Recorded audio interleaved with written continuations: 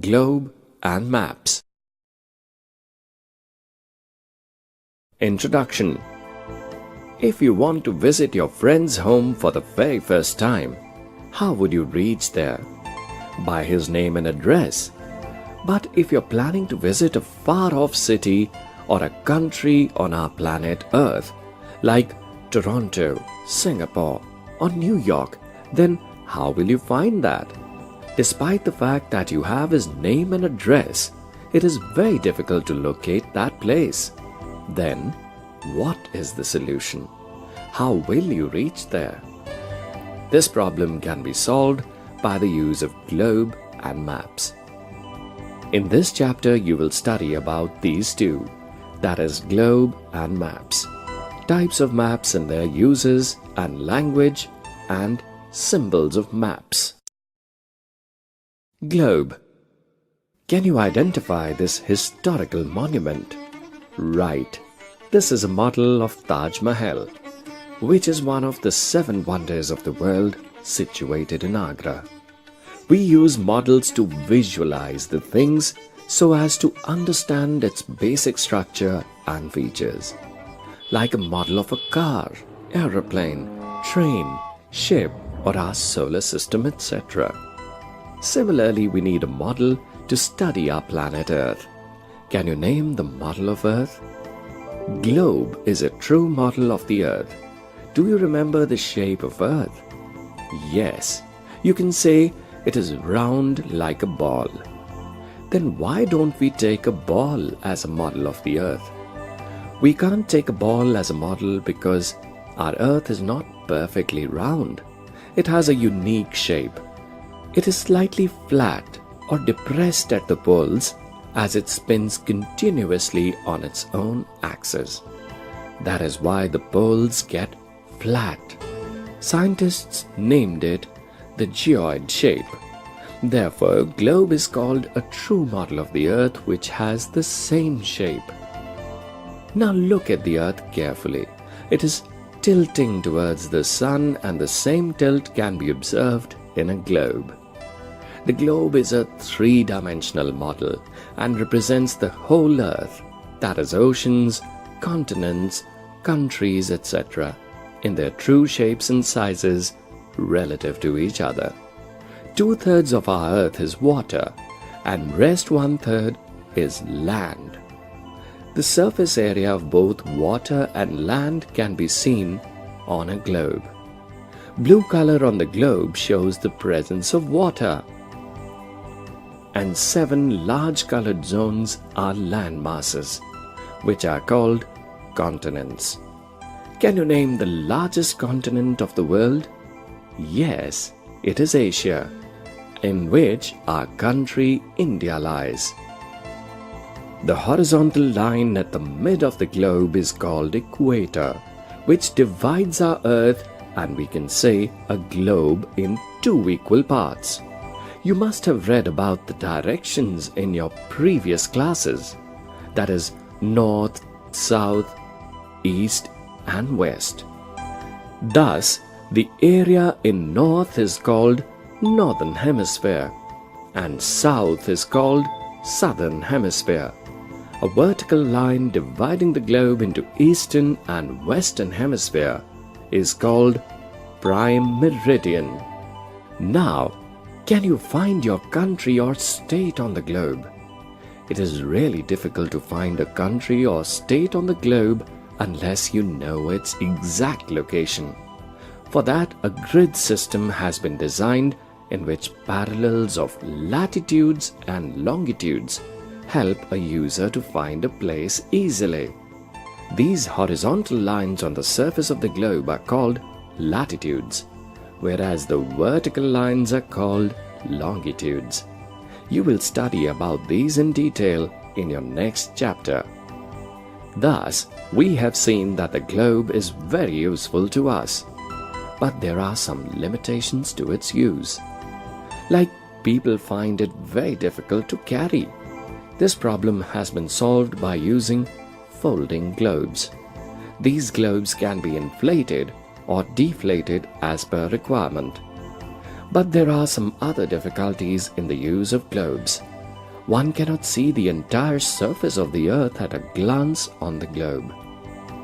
Moreover, detailed information about landforms, roads, railways, towns and villages, etc.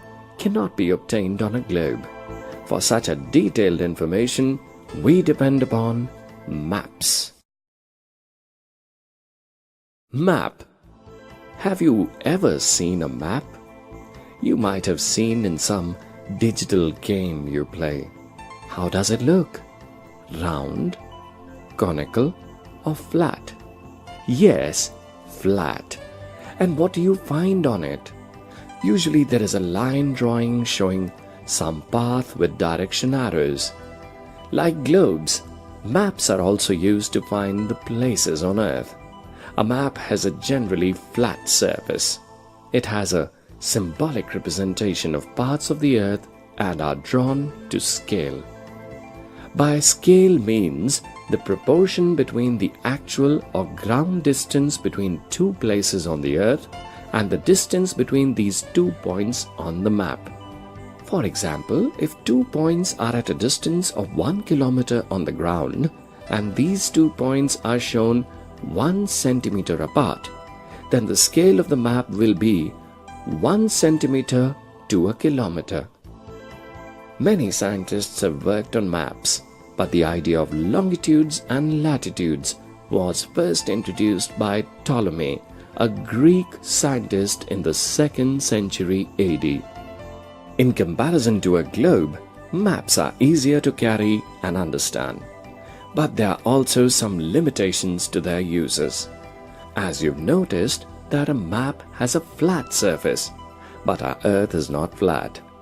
It is round, and it is very difficult to convert a round or a spherical surface into a flat surface. Have you ever tried to flatten a cut rubber ball into a flat surface? Let's try and see what happens to it. Now it is flat. You can see that the rubber ball is torn on the edges.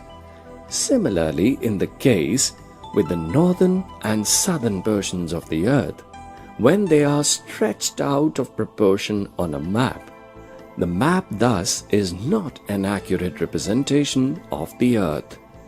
Despite of this fact, maps are very useful to us, and we use them more often than we use globes. The most important advantage of the map is that we can draw a part or the whole of the Earth on a map, and many details like road, railways, rivers, landforms, etc. can be shown on such a map. Types of maps. What is this? This is a map of India. These are also maps of India, but are they similar? Yes, the physical boundary is same in the three, but there are some differences. Can you find any differences among these? Let's check it out. First map is the political map of India. Map in the middle is showing different rivers in India, and the third map is showing amount of rainfall in India. Thus, these three maps are maps of India only, but showing three different features of India. Thus, maps are not of a single type showing cities and states, but they also show different features. The most basic categories of maps are physical, political, and thematic. Let's understand these more clearly. Political maps show political features of a country.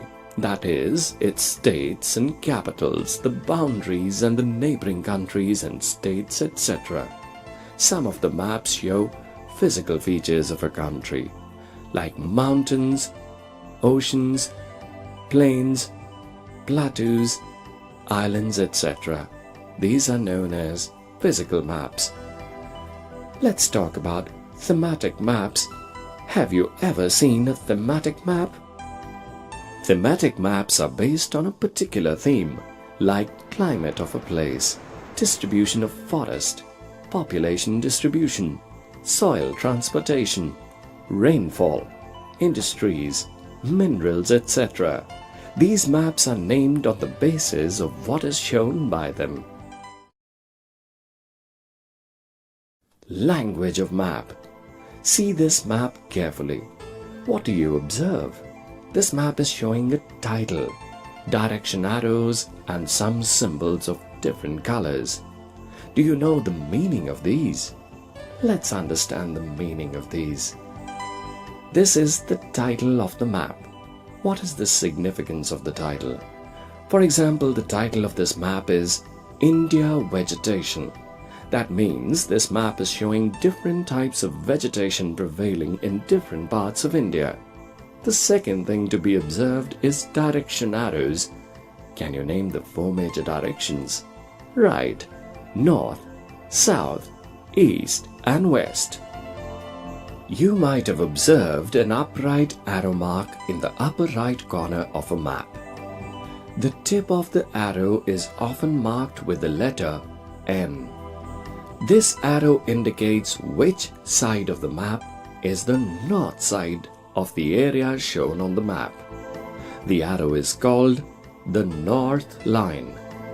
With the direction of north given on the map upwards, the other 3 main directions, the east, the west, and the south, can be easily found.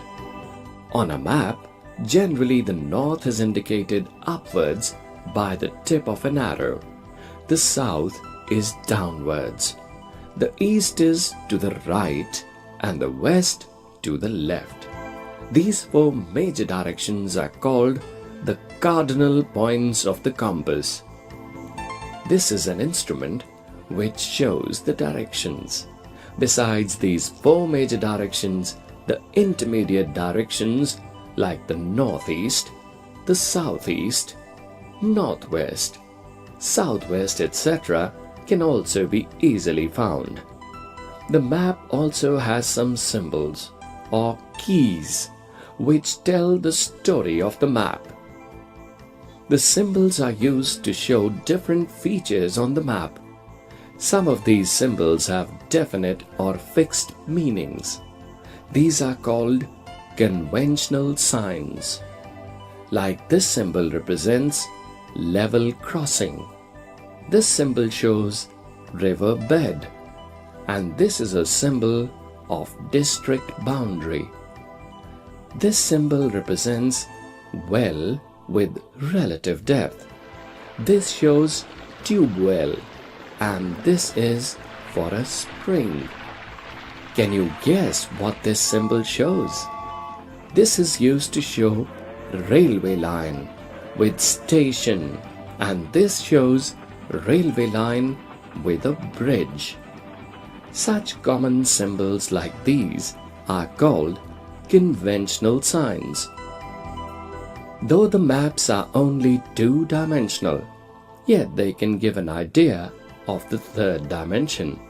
Like if we want to give or get an idea of the height of a mountain or the depth of a sea, there are many ways to do so. Colors can be used to show the height of land or the depth of sea. Generally, various shades of brown are used to show the height of the land areas, and shades of blue are used for showing the depth of water. A light blue color shows a lesser depth, and a deeper blue color shows more depth. Lines are also used to show information on the maps. Lines of equal value are drawn to show height of places. Such lines which join places of the same height are called contour lines. Similarly, temperatures of various places is shown by lines joining places with the same temperature. These are called isotherms. Now you have understood the directions, symbols of a map. But places or features which are shown very close on map, are they on the same distance on the earth? No. Maps are drawn to scale. Thus the places appearing very close to each other are in reality far off on the ground. How can we know their actual distance? To know that, one must know about the scale of a map. A scale is a ratio between a unit distance on the map and the actual distance on the ground. Suppose a scale of a map is 1 to 250. It means that a distance of 1 centimeter on the map is equal to 250 kilometers on the ground. But some maps are drawn hurriedly and are not drawn according to a scale. Such a map is called a sketch. Suppose someone asks you to make a map of your room and you draw it hurriedly without any measurement, then this drawing will be a sketch, not a map. Sometimes maps are drawn at a very large scale to show many details of a small area. Such maps are called plans. Like if you want to show the number and position of benches in your classroom, you will have to draw a plan of the room itself. Such details cannot be shown on the map of your town or the city. A plan shows a small area on a large scale, and a map shows a large area on a small scale. Study of map and globe is very important in geography.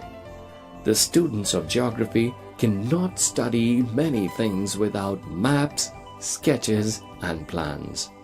Maps provide information about far-off countries, places, features of different landforms, etc. They also show the rivers, mountains, and the roads, etc. in a country. Maps are friends and guides to us. Even the sketches which are drawn hurriedly are also useful. They can show the position of a few things in that area.